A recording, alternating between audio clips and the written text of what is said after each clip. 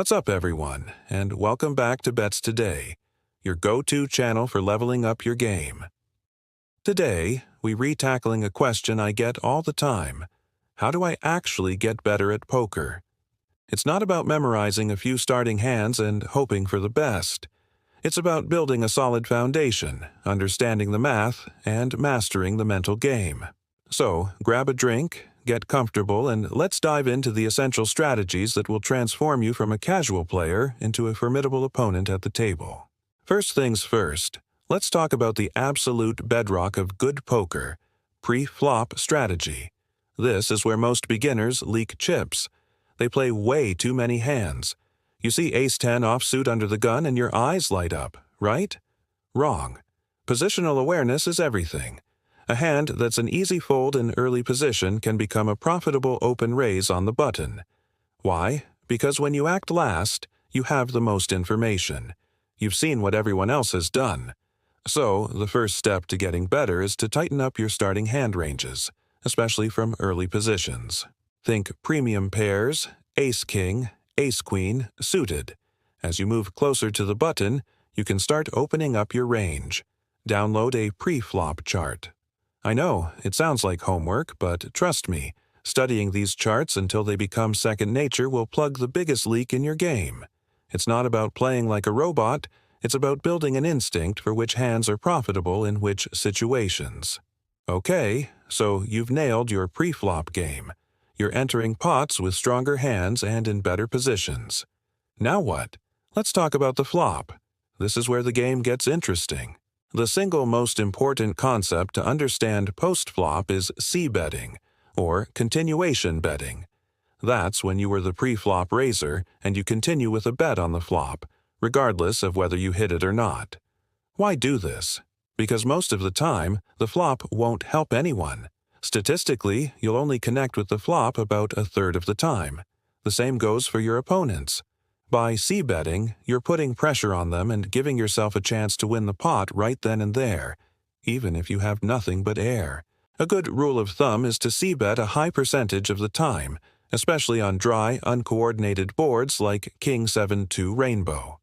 On wet, draw-heavy boards like Jack 10-9 of hearts, you might want to be more cautious. It's all about telling a believable story with your bets.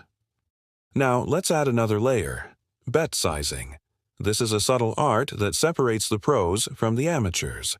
Your bet size tells a story, and you want that story to be convincing. A common mistake is betting too small. If the pot is $10 and you bet $2, you're giving your opponents incredible odds to call with any kind of draw. You're practically begging them to stick around and hit their hand.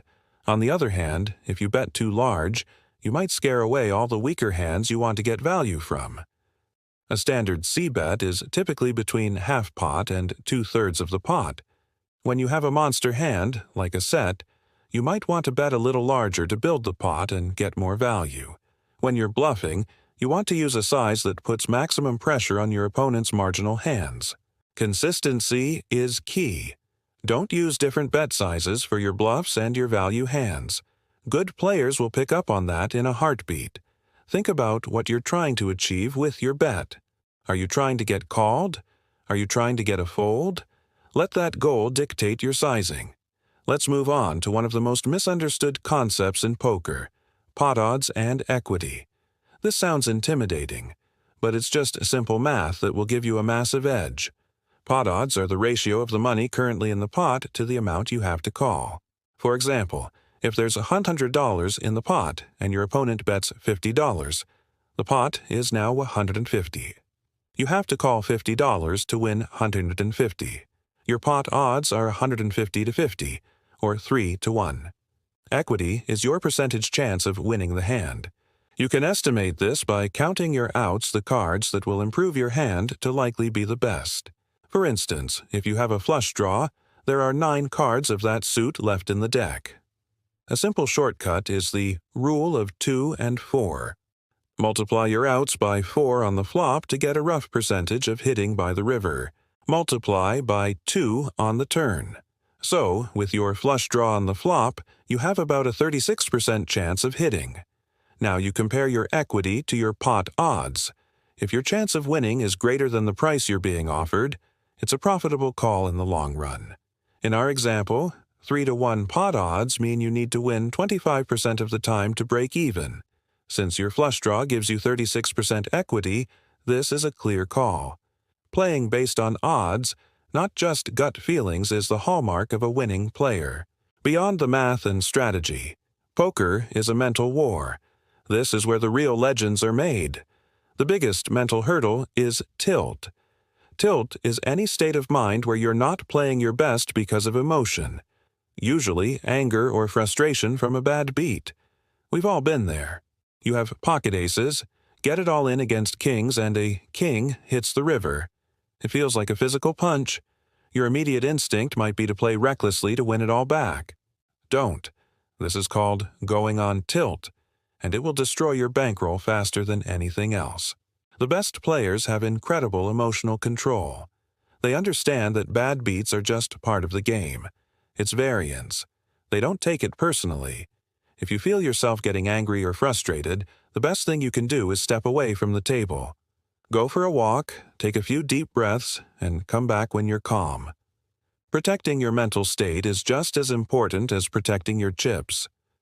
Never let one bad hand dictate your entire session. Another crucial skill is table selection and game awareness. You don't have to be the best player in the world to be a winning player. You just have to be better than the people at your table. Why battle it out with 5 other sharks when you can find a table full of fish? Pay attention to your opponents from the very first hand. Who is playing too many hands? Who is calling down with weak holdings? Who is too aggressive? Who is too passive? These are the players you want to target.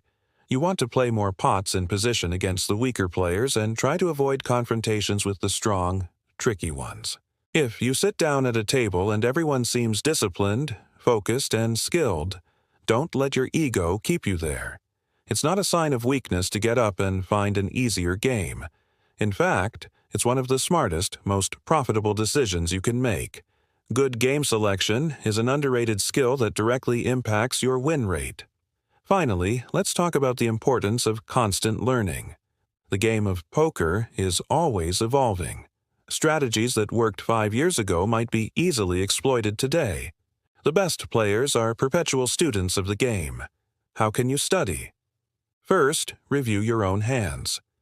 Most online platforms allow you to save hand histories. Go back and look at big pots you won or lost. Did you play it correctly? Could you have extracted more value? Could you have found a fold? Be honest with yourself. Second, consume poker content.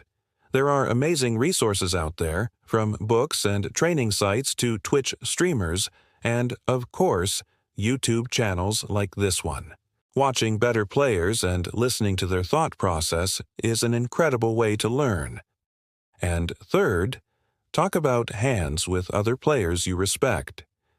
Getting different perspectives can open your eyes to lines you never would have considered. Don't be afraid to ask questions and admit when you don't know something. The journey to becoming a great poker player is a marathon, not a sprint. It requires dedication, study, and a passion for the game. So, to recap, tighten up your pre-flop ranges, master continuation betting, use smart bet sizing, understand pot odds, control your emotions, choose your games wisely, and never stop learning. It might seem like a lot, but by focusing on one of these areas at a time, you'll see a massive improvement in your results. Poker is an incredibly deep and rewarding game, and the work you put in will pay off. Thank you so much for watching all the way to the end. I hope you found these tips helpful and are ready to take them to the tables. If you got value from this video, please do me a huge favor and hit that like button.